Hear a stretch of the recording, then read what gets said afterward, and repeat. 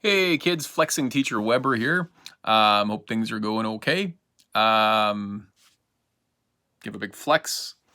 You might notice I'm in the same shirt as I have been in previous days because, hey, why do more laundry?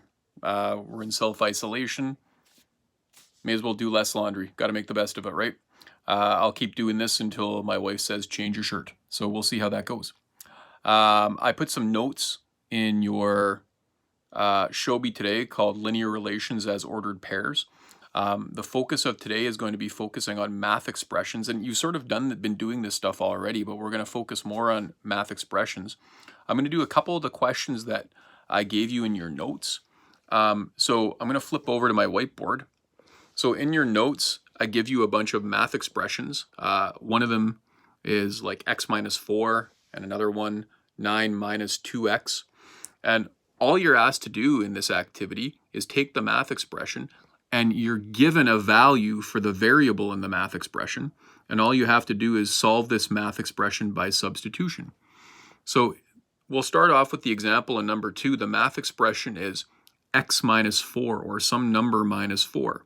And in this case, I provide you with a value for x. The value for x, the variable, is x equals negative 5. So the way you do this is you substitute the x with negative 5. So you work down the page and you replace the x with negative 5, and then you put the minus 4.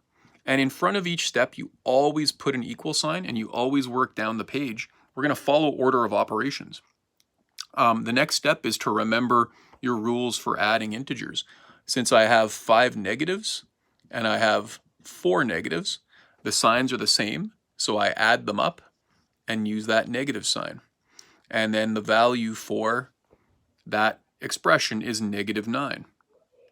Now, since x was negative 5, if we think of this as an ordered pair that we put in a graph, if we think of this as an ordered pair of x and y, since x was negative 5, we've just figured out that y is negative 9. And that would be an ordered pair that we could put in a graph. Now, that's a pretty basic one. They get a little more complicated. So there's another expression here, 9 minus 2x. Now that means 9 minus 2 times a number. Remember, the 2x means 2 times a number. And I'm given a value for x in this one. X is equal to positive 3. Do the same thing. You're going to solve by substitution. So working down the page, I have 9, I have minus, I have 2, but I'm going to replace the x with 3. Now, remember, this 2x means 2 multiplied by the value of x. So this now means not 23, it means 2 multiplied by 3. And the way I show that multiplication is by putting parentheses around the 3. And that means 2 multiplied by 3. We always put an equal sign in front of each step. And now remember, we have to follow order of operations, or PEDMAS. In order of operations, multiplication comes before subtraction. So the next step would be to do the multiplication. 2 times 3 is 6. Bring down the minus sign, bring down the 9, equal sign in front of the step. And then the final step, 9 minus 6 is 3. Now, if we think of this as an ordered pair of an x and y value,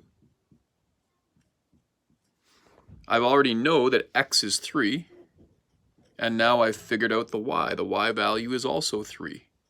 And if I was to go and graph this, that would be a point on a graph, 3, 3.